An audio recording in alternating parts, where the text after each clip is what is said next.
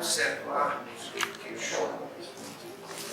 o imediatismo interesseiro dos cristãos modernos, mais preocupados em receber do que dar, na ingênua ilusão de que farão da doutrina do Cristo a agência miraculosa das soluções materiais, no afã incorrigível das conquistas do mundo, nossos espíritos meditativos se voltam para a velha Roma com suas lições imorredoras.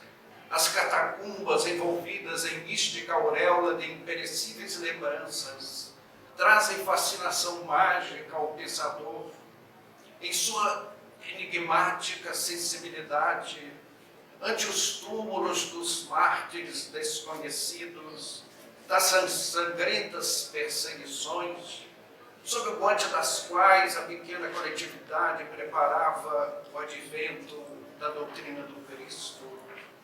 Era verão do ano 303. A tarde morria, deitando clarões auríferos sobre o casario heterogêneo da milenar cidade dos Césares.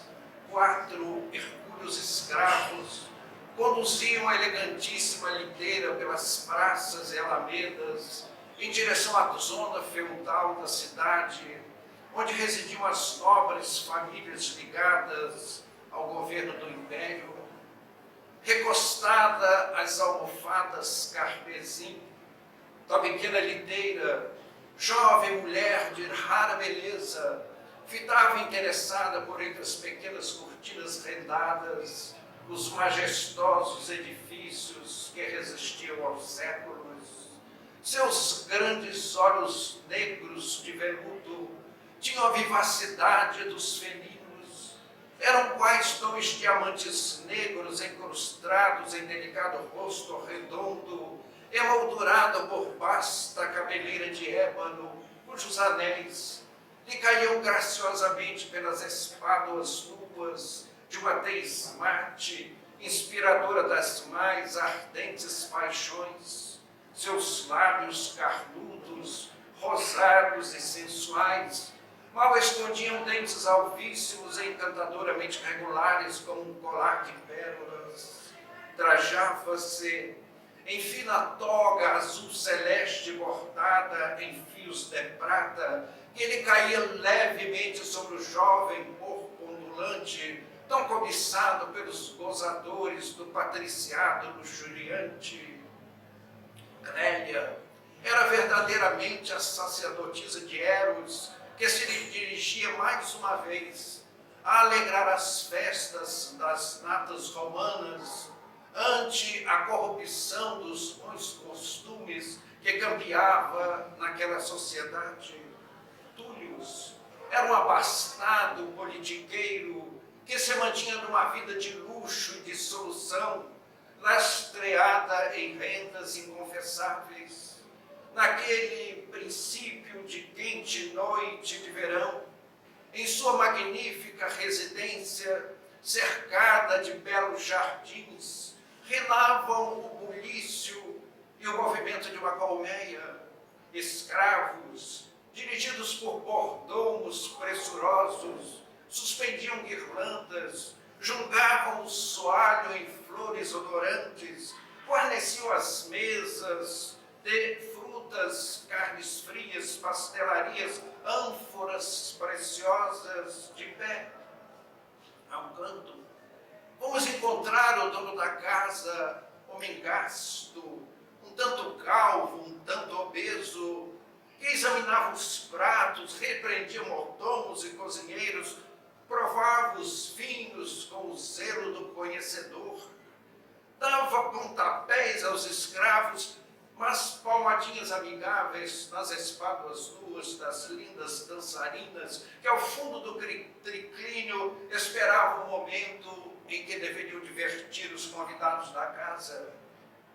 No átrio, elegante e confortável, já os convivas mais íntimos, vestindo túnicas frescas, esperavam os convidados que não deveriam tardar. Uma hora mais tarde, davam entrada no recinto os primeiros grupos deixar dizer a juventude elegante de Roma, em conversação álacre e mesmo ruidosa, falavam da última reunião do Senado, das guerras e conquistas militares, e também e principalmente das histórias escandalosas da cidade e aquelas damas cujos palacetes, esses mesmos cavalheiros frequentavam, ficariam escandalizadas se vissem de que maneira implacável ali golpeavam seus encantos e sua reputação. Falavam também dos cristãos em gestos de impaciência ante a tardança do governo em agir como eles mereciam. Túlios, o dono da casa, bebia desmedidamente, ao todos ultrapassava em ditos impúdicos e gestos obscenos, e a seu convite, todos se transferiram para um amplo terraço, onde se via um chafariz que esgotava os fios d'água, para se acomodarem em amplos almofadões, tendo ao alcance da mão comodamente em ricos aparadores as iguarias e o nobre falerno, que era o vinho da época, e se organizaram em derredor de ampla peça de tapeçaria rubra, que serviria de palco para as apresentações da noite. A um gesto de Túlios, deram entrada no recinto 2 grupos de moças. O primeiro, a dedilhar instrumentos musicais da época, e o segundo, de jovens belas vestidas de transparentes rendados, que passaram a executar danças exóticas e provocantes em homenagem a Baco e a Eros. As horas corriam céleres e prazerosas para o selecto grupo, e ao cabo de algumas horas, moças interromperam as suas apresentações e se dispersaram entre os convidados para lhes fazer companhia, permitindo a entrada no rubro e circular tapete da magnífica figura de Clélia, que passou a cantar e a dançar como ninguém saberia fazer em Roma, e que foi recebida com apupos, aplausos, gritos frenéticos, porque Clélia era muito conhecida na cidade e as suas apresentações eram pagas a preço de ouro. E as horas seguiam, felizes, para o seleto grupo, mas lá para as tantas, um jovem oficial, de faces purpureadas pelo nobre vinho, abandonando a sua acompanhante, subiu ao tapete vermelho e abraçou-se a Clélia, interrompendo a sua apresentação.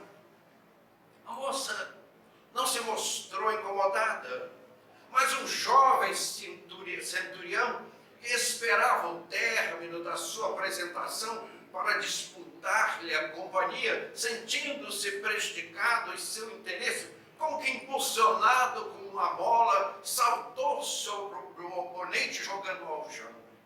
O oficial levantou-se, já com um punhal na mão tirado das dobras da túnica.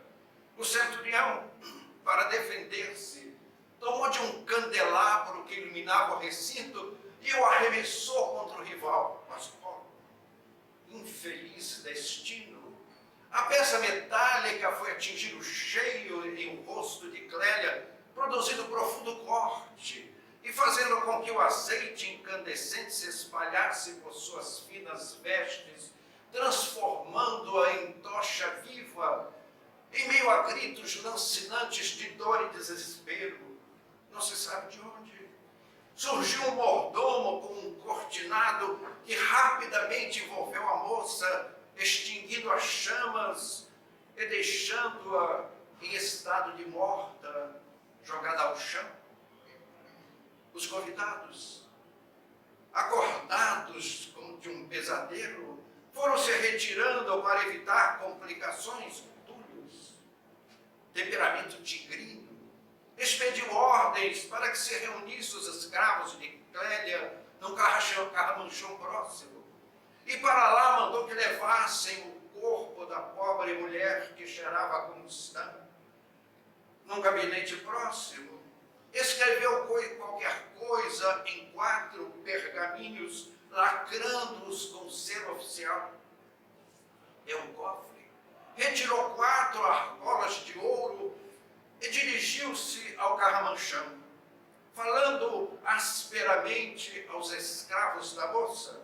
Informou-os de que a senhora suicidara-se naquela noite e que legara aos seus fiéis servidores todos os bens de sua casa, e deu a cada um salvo-conduto e uma argola de ouro, que eles deveriam deixar o corpo da infeliz mulher nas catacumbas do cemitério austriano, e depois poderiam retirar da casa de Clélia o que bem entendessem, mas que teriam, até o romper da aurora, de se retirarem de Roma sob pena de serem decapitados.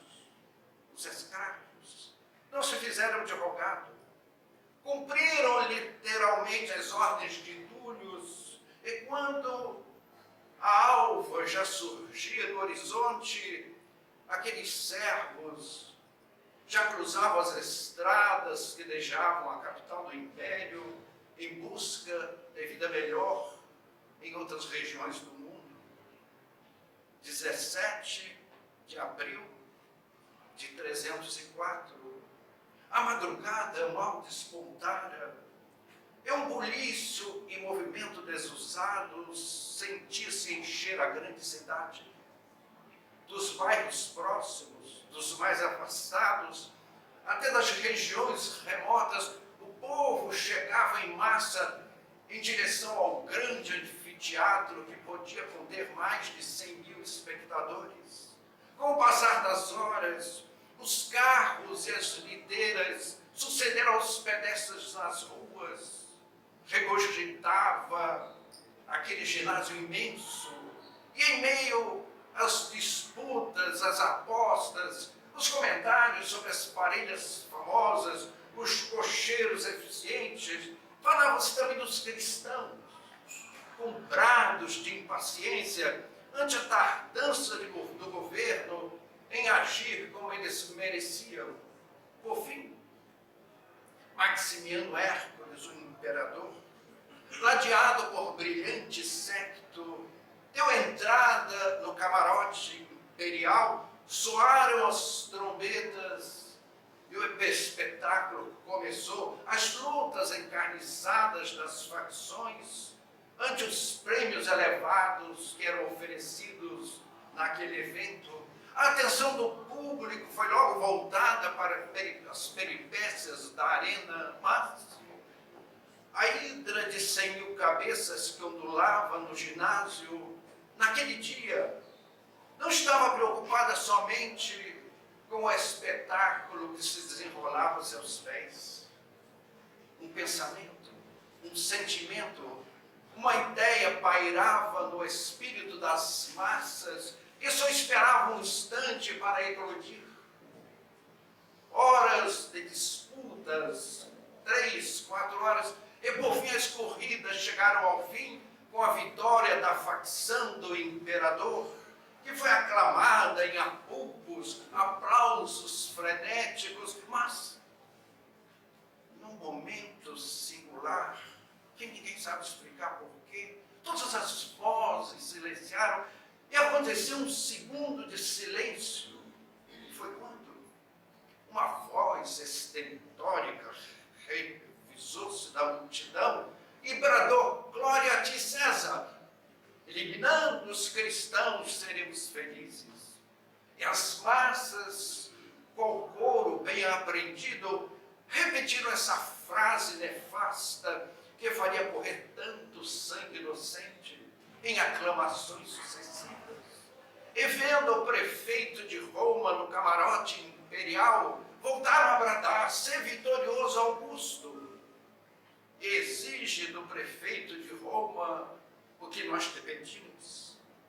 O semblante brutal e feroz de Maximiano Hércules iluminou-se com indisfarçada satisfação.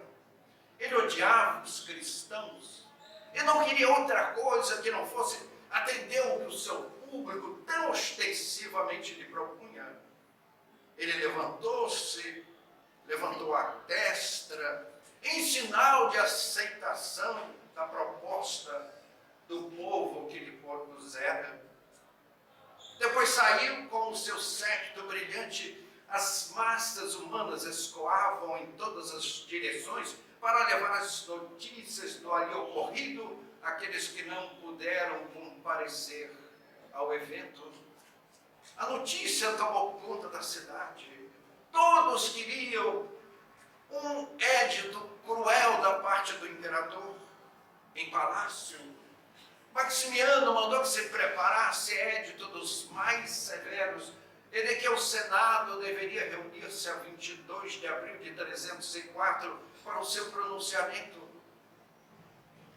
A notícia corria nas casas, nas ruas, nos parques, nos bordéis, em toda parte. Só se falava do édito do imperador.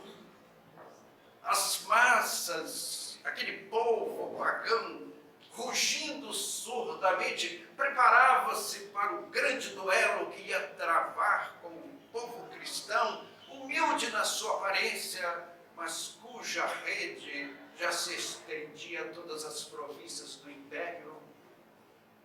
Roma parecia dominada por uma tempestade surda. Ondas cinzentas pareciam transpirar do ar, e os odores de sangue faziam a ferocidade daquele povo romano se exteriorizar cada vez mais. Notava-se que um fim de uma época se aproximava, e que a sua passagem haveria de cavar um sulco sangrento nas páginas da história. A dúvida.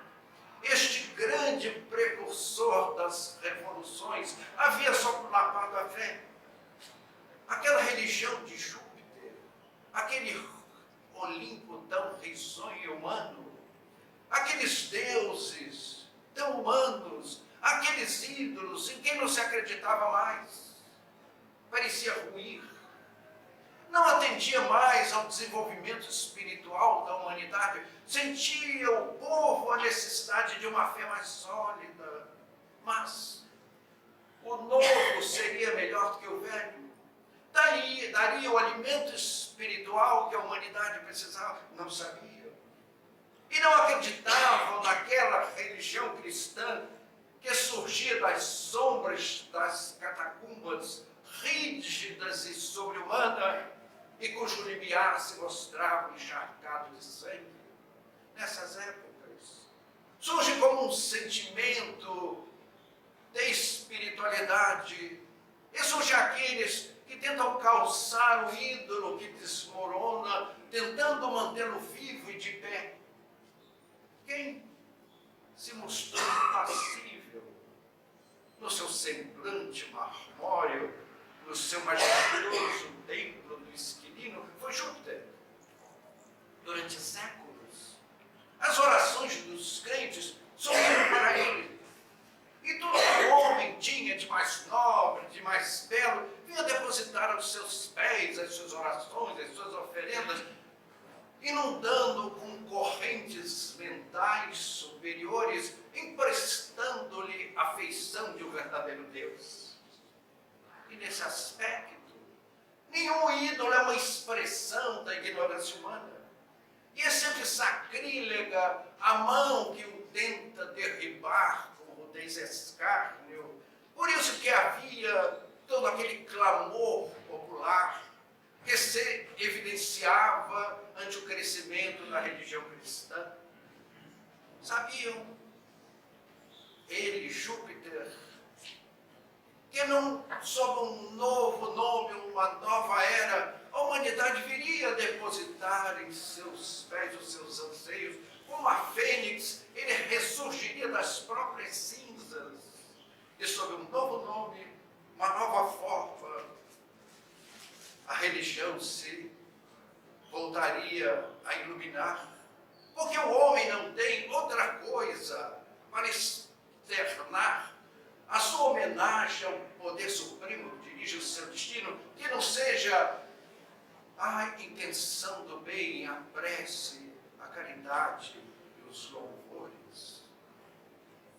Chegara o dia 22 de abril de 304, massas compactas de povo enchiam as entradas da Cúria Júlia e dali até os comícios e ruas adjacentes ao fórum, local onde seria feita a reunião dos senadores.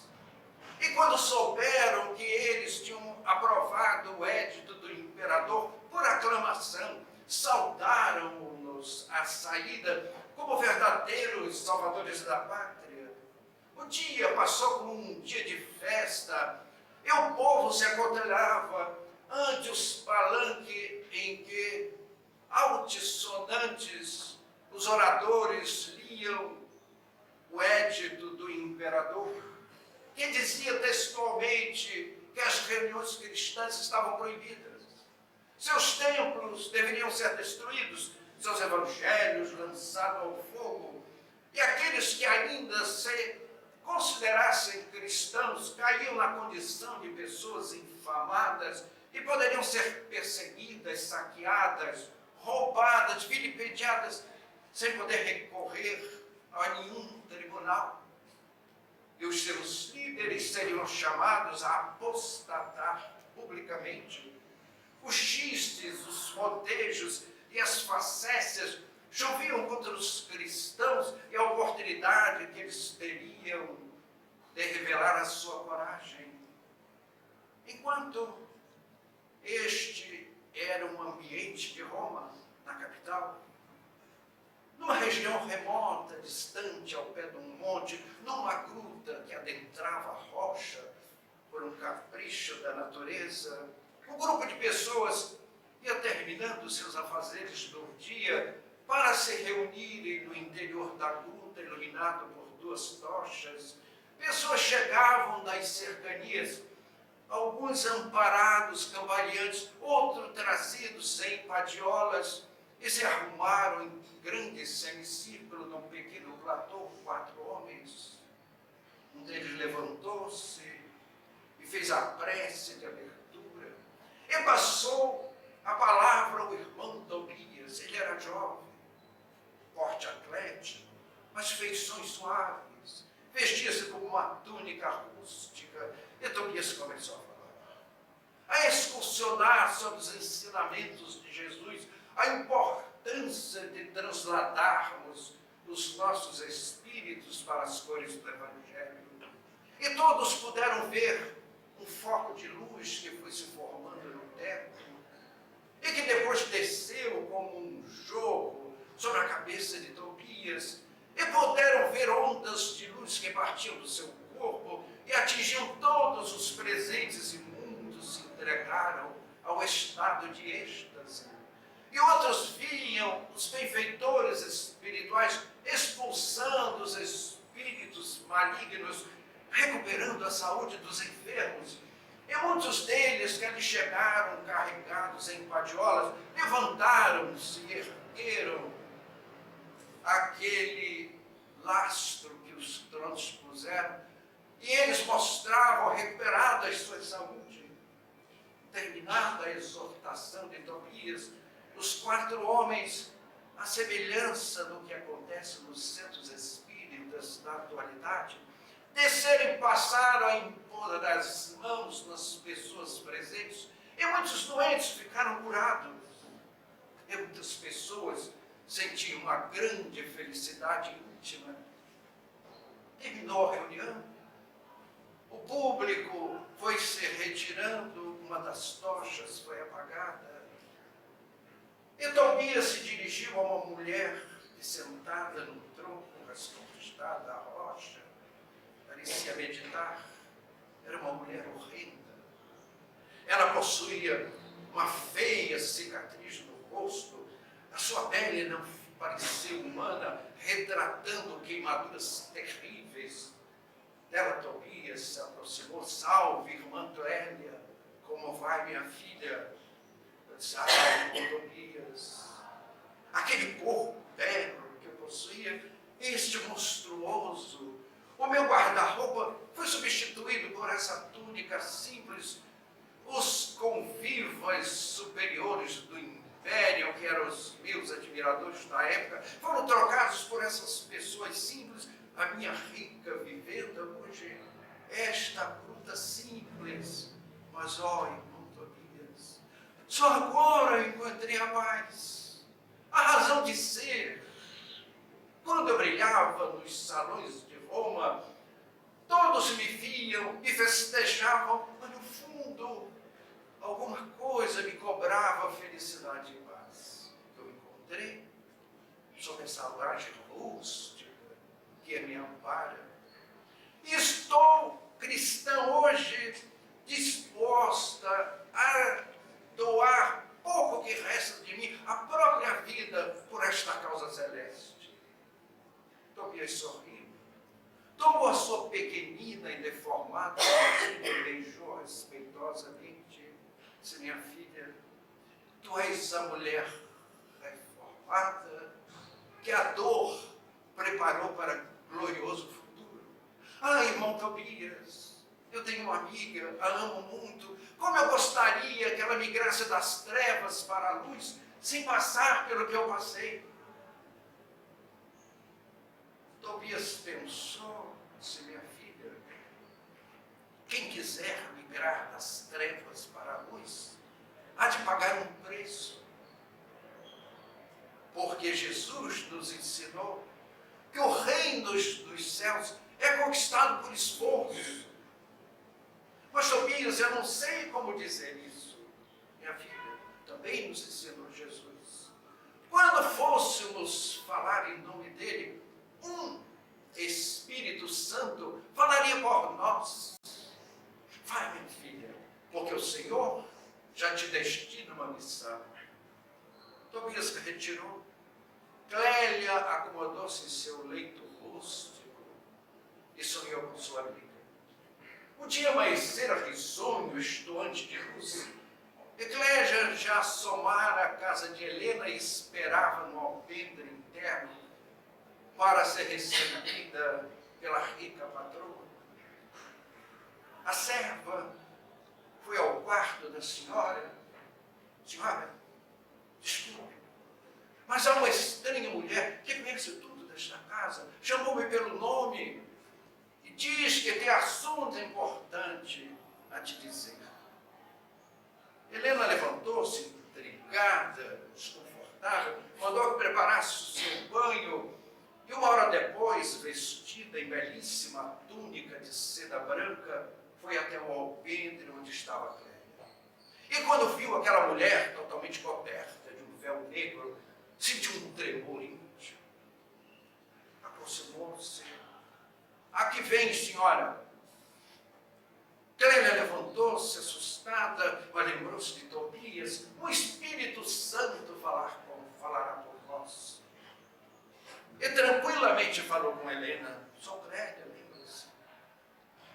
Eu estou agora recuperada de saúde e desejei fazer uma visita à grande amiga que muito amo. Conheci uma moça com este nome, mas ela se suicidou na casa de Túlio, numa festa, surpreendendo-nos a todos. Ela então comentou a verdade, falou da disputa dos seus admiradores, do ferro que atingiu seu rosto, das chamas que consumiram sua roupa. E Helena perguntou, mas por que cobres o rosto com esse véu negro? Clélia calmamente tirou o véu. Helena deu um passo atrás e com a mão sobre os lábios refreou um grito de horror. Mas elas eram duas grandes amigas e se entregaram num abraço profundo e num dilúvio de lágrimas. Helena puxou Clélia para um banco, sentaram-se e Clélia contou toda a história. E disse, Helena, minha irmã, eu antes, quando eu brilhava nos salões do mundo, eu era desejada. Os homens queriam minhas carnes moças. E provo isso. se me receberiam hoje, que és um monstro, com repúdio, com horror. Helena, ultimamente, vinha pensando o que seria do seu futuro quando não mais pudesse negociar seus encantos. O seu cérebro fechou-se. Uma hora depois, uma charrete deixava Clélia na gruta, aprendendo o cocheiro caminho. Os dias passaram sob febricitante expectativa para Helena e chegou o grande dia de ir assistir às reuniões da gruta, que cresciam alarmantemente a cada dia. O carro corria pela estrada, Helena desejava ir, uma força puxava para trás, mas um poder maior fazia seguir em frente. Por fim, o veículo parou em frente à gruta. Ela vacilou, cobriu-se com um rico manto de seda negra, desceu e caminhou até a gruta. Clélia, como que inspirada, viu a amiga à entrada, falar: vem, minha irmã, sentemos, a reunião já começa, vamos assistir o irmão Tobias. E Tobias falou com uma beleza evangélica, como nunca teria acontecido. Tanto os desencarnados como os desencarnados ficavam embevecidos com as luzes celestes que inspiravam aquele médium, aquele dedicado trabalhador do cristianismo primitivo. E por fim muitos foram curados, mas Helena estava fixada em Tobias. Quem é este homem? Eu o conheço muito. E faltava quase que um lampejo para que ela descobrisse quem era ele. Terminada a reunião, muitas curas foram efetuadas, muitos consolos, muitas obsessões eliminadas. E Clélia puxou Helena pela mão e levou até a presença de Tobias, bem próximo de uma tocha que iluminou o rosto do jovem. E quando Helena ouviu de perto: mas Tobias, meu irmão, meu Deus do céu, tu és o segundo morto que volta do túmulo para me identificar com a obra do cristianismo. Tobias ficou muito feliz, porque Helena e Tobias eram irmãos consanguíneos. Então ele falou brevemente da sua obra de evangelização da humanidade, da sua dedicação ao dor do próximo. Helena, como num raio, fez uma autocrítica dos caminhos tortuosos que deram aos próprios passos, entregando-se ao meretrício de alta roda. E não resistiu às críticas da consciência, comparando aquele irmão excelso que estava humilde e belo à sua frente e com a cabeça apoiada no peito de Tobias, rompeu em pranto convulsivo. Helena tornou-se cristã. Passou a doar a sua imensa fortuna para amparo dos sofredores. O édito do imperador estava em vias plenas de execução, com ardis cruéis da parte do governo. Por exemplo, ídolos foram colocados junto às fontes de água, e para alguém retirar água precisava sacrificar aos deuses, o que os cristãos não faziam, e ficavam sem água, e sofriam imensamente aquela perseguição surda. O vandalismo tomaram conta da cidade e muitas residências, efetivamente não cristãs, foram assaltadas por bandos insanos. A ordem pública parecia totalmente abolida. E dois homens conversavam: puxa vida, precisamos saber onde há a casa de um cristão rico. E um deles: puxa, Helena. E o outro falou: pelo que me consta, o crime de Helena é ser amante do senador Emiliano. Idiota! Se te digo, porque conheço seu cocheiro, ela despachou todos os seus empregados e recebe pessoas suspeitas. Mas devemos ir com cuidado. E no dia seguinte, os dois homens chegaram à casa de Helena, em aspecto muito humilde. A serva deixou-os entrar. E Helena, vestindo roupas caseiras, num jardim regava humildemente as suas plantas. Mas quando os homens viram que os ídolos haviam desaparecido, que mais nenhuma riqueza expressava aquela casa, viram traídas as suas intenções de saque àquela residência, de uma pilhagem oficial. Helena, não frequentas mais o circo, não das festas, não faz mais as suas noitadas. Então isso significa que agora és cristã. Helena, em nenhuma hipótese, negaria sua fé. Sim, eu sou cristã. Os homens explodiram de ódio, pegaram-na pelo braço, arrastaram para a rua e nos faziam de rogados. Helena, a cortesã, tornou-se cristã e foi acompanhada de uma bulhenta massa popular que Helena caminhou até o fórum de Nerva, com as mãos comprimidas contra o peito, rezando suas orações com muita fé. Ela ia sofrer pela sua doutrina, mas seria pura e digna que ela viveria na memória de Tobias. Chegaram por fim ao fórum de Nerva. Era Aspásios, um dos suplentes que superintendia os trabalhos. Assustado e não acreditando, ouviu as acusações. Ele disse: mulher, não é possível que tu, ardente sacerdotisa de Vênus, te tenhas entregue a essa fé absurda. Quem te fez isso, mulher? Foi Clélia, que conhecestes, que também usastes, pobre, abandonada por todos, sofrida. Ela fez ver a abjeção da minha vida e me fez despertar para a dignidade. Mulher, tu não sabes o que dizes. Sacrifica aos deuses e volta para casa em paz. Não sacrificarei a ídolo nenhum. Cumpra o teu dever, nobre Aspásios. O juiz ainda tentou por mil formas, mas Helena, pobremente vestida, sem nenhuma joia, ali estava resoluta. Por fim, tomada de raiva e de impaciência, mandou que a soltasse.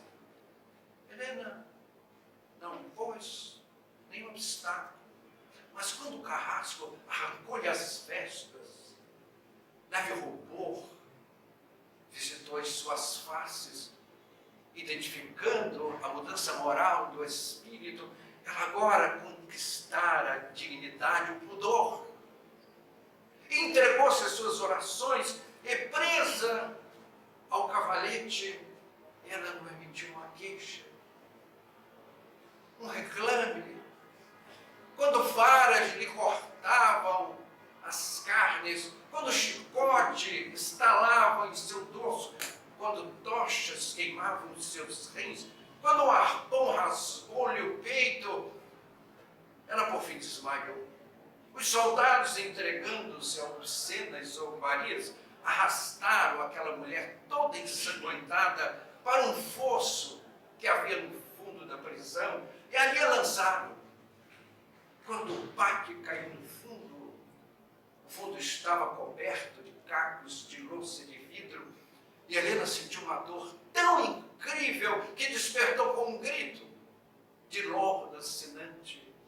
Os soldados ironizaram: pela Helena, quem sabe o teu carpinteiro judeu não coloca um tufo de flores perfumosas para te proteger dos cacos? E ela respondeu: ele se fará isso se julgar útil para vos convencer, não por mim, que sofro pelo que mereço. Este corpo que tanto pecou há de pagar na carne a sua desonra. E desmaiou novamente. Os soldados foram embora e quando Helena despertou era madrugada. Sentindo dores terríveis ao menor esforço, ela ajoelhou-se no fundo das fossas sobre os cacos, estendeu os braços e, num êxtase, dirigiu-se à fonte da vida da qual todos nós procedemos.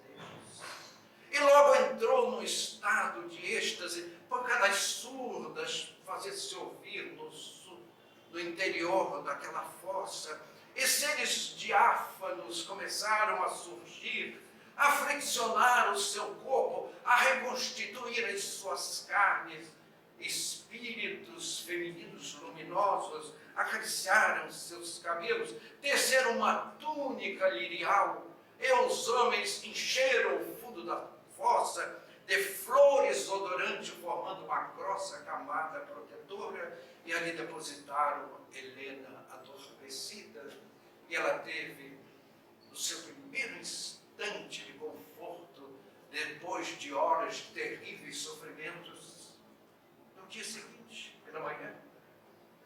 Os soldados disseram: a louca deve ter estourado durante a noite, e desceram uma escada com uma tocha, e o soldado: olha, irmãos, os cristãos aqui fizeram uma das suas, encheram o fundo da fossa de flores.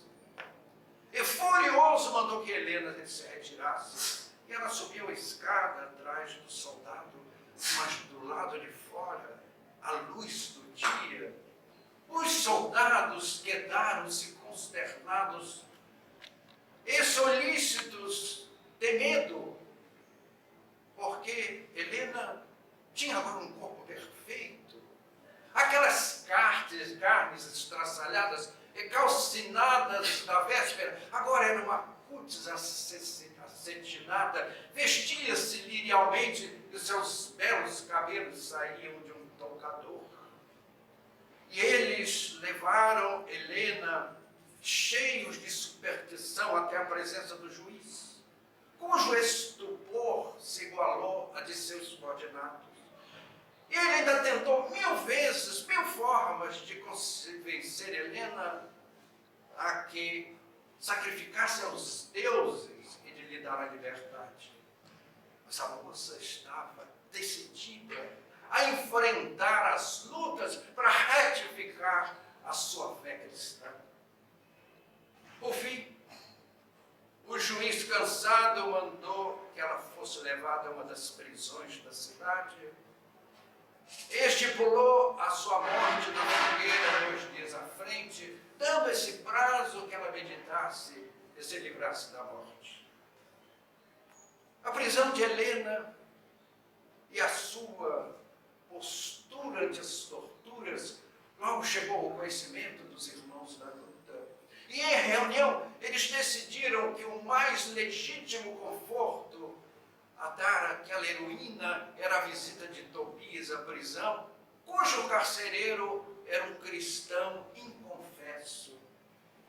Vestido numa capa, lá ia Tobias pelos corredores úmidos e infectos, acompanhado do carcereiro, que moveu a pesada porta que rangeu sobre os gozos.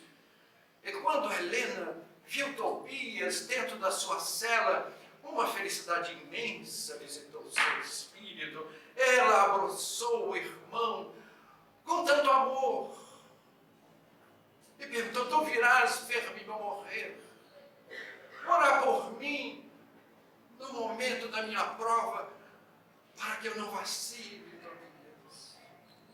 Tobias era um campeão do evangelho, uma alma estelar, mas era um ser humano. E uma lágrima correu pela sua face. Ah, meus irmãos, o amor das almas que o mundo não conhece.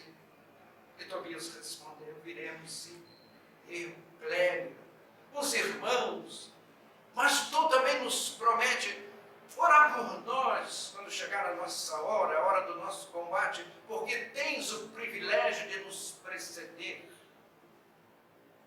Tobias não podia comprometer o carcereiro amigo. Beijou a face da irmã e retirou-se. Ele não passou o resto da noite em orações. No dia seguinte, calma e altiva, ela subiu o fogueiro. Lá de cima, pôde ver um grupo e identificou os irmãos da gruta. A eles endereçou um discreto sorriso. Depois, atada ao poste, entrou em orações, em estado de êxtase, indiferente ao sofrimento do corpo, que era envolvido pelas chamas. Depois soltou um grito, a cabeça pendeu para trás. Os laços que aprendiam a carne se desprenderam para ela ser recebida no mundo espiritual por almas felizes e excelsas dessa ferida luz. Aquela que do fundo de um abismo de opróbrio alçava-se a maior das vitórias, que é a vitória do Espírito sobre a matéria e suas paixões. As reuniões prosseguiam na gruta. E Tobias fazia exaltações cada vez mais belas. Quando um berro animalesco na porta, um soldado de espada em punho, cães imundos estão cercados, saiam para ser acorrentados. Ninguém reagiu ou tentou fugir. Foram da gruta, foram acorrentados para marchar até Roma.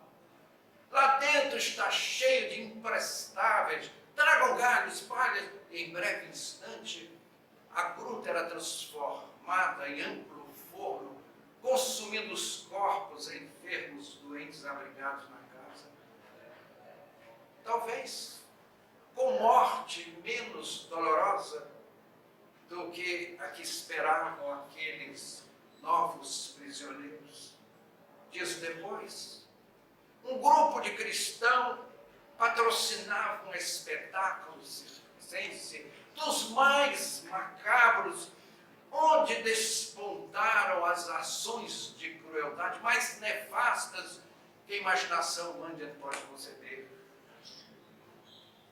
Esses espetáculos tão dolorosos, aquele povo cristão duramente provado em sua fé, fez com que as pessoas sensatas se desencantassem de vez com a religião de Júpiter. E o sumo pontífice, que era um homem inteligente e culto, logo isso percebeu. E foi ao palácio do imperador e promoveu uma reunião com o imperador e seus assessores, mostrando o prejuízo enorme para a religião de Júpiter, com aquelas perseguições insanas, aqueles saques e mais as vinganças pessoais contra pessoas que não eram cristãs, mas que haviam sido trucidadas na via pública sem tempo de dizer de que não eram cristãos. E por fim, resolveram convidar ao palácio o famosíssimo médium que existia em Roma. Ele era um vidente extraordinário, era um médium premonitivo, sabia muitas coisas que o vulgo não conhece, era o bruxolear da mediunidade que hoje conhecemos. Na presença do mago, o sumo pontífice falou: Mago Tari, sabemos que o futuro dos homens, dos povos, não tem segredo para ti. Porque não sendo de todo um leigo, eu sei que as ciências secretas revelam aos seus iniciados o futuro dos povos. Diz-no, pois, Mago Tari, se esses insanos que morrem todos os dias pela sua fé ilusória, se eles serão vitoriosos. Porque a cada cabeça cortada, como a da hidra, surgem novas 10. E parece que esse morticínio não tem fim. Porque se eles forem vencedores, será o fim da nossa civilização, da nossa cultura. Esses cristãos que quebram os ídolos destruirão os pergaminhos, a ciência e a arte.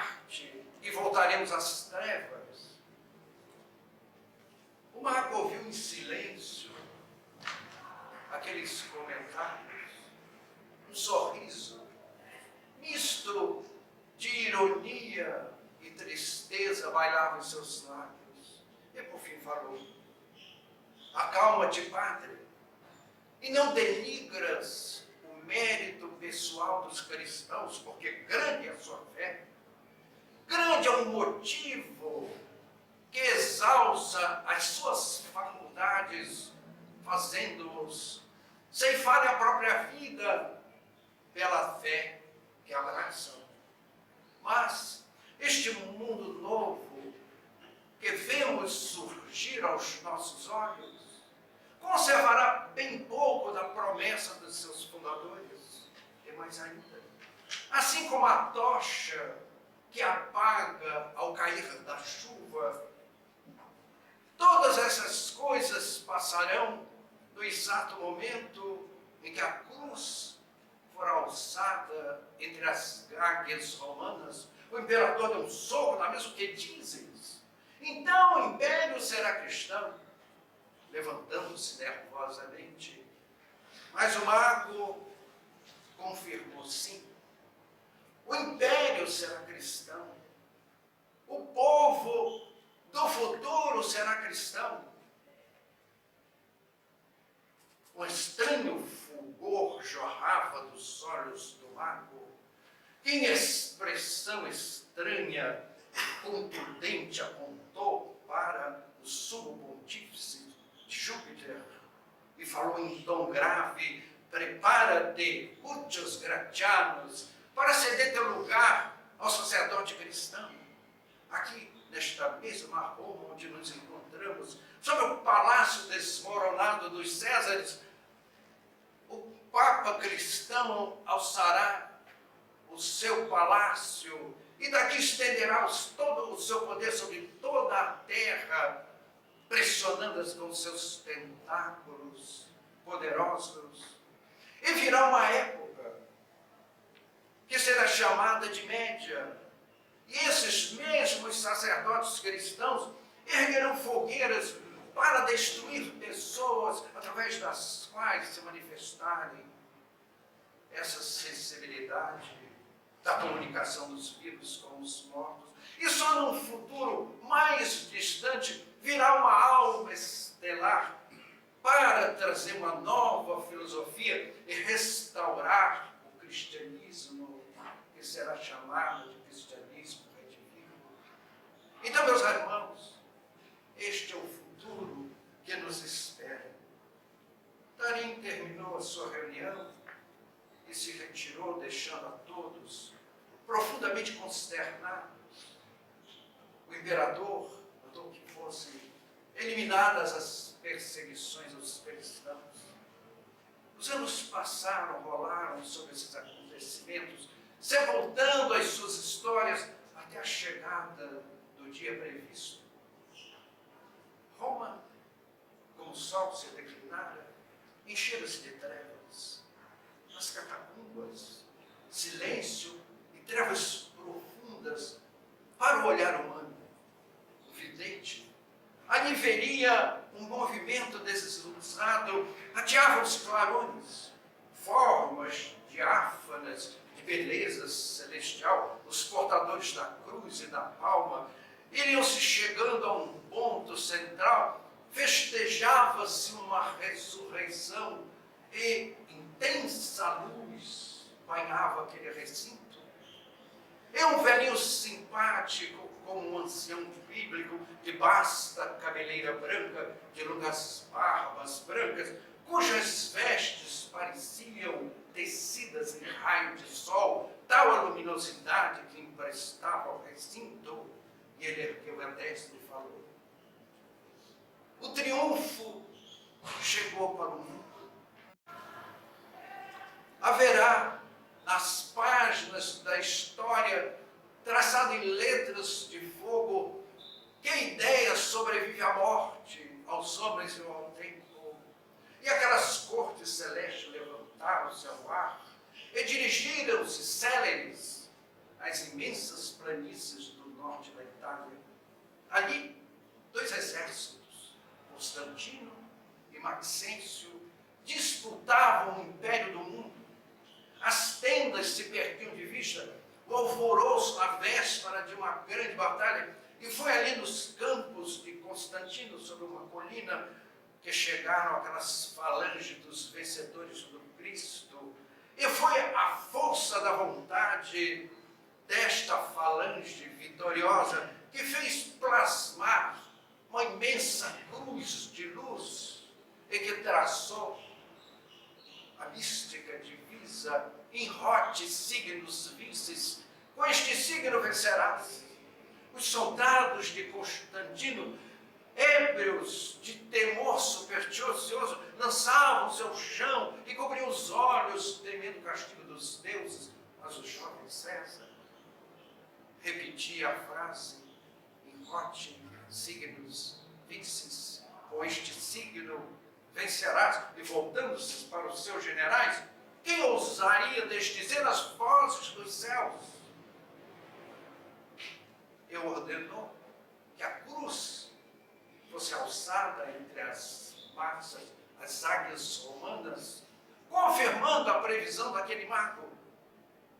A cruz deixava as catacumbas para transformar-se num cetro de poder e para experimentar que na glória, se na glória conservaria todo o ardor, toda a fé, todas as virtudes dos seus fundadores, que a exemplificaram sobre as torturas e as perseguições, na igreja vitoriosa que ali se estabelecia.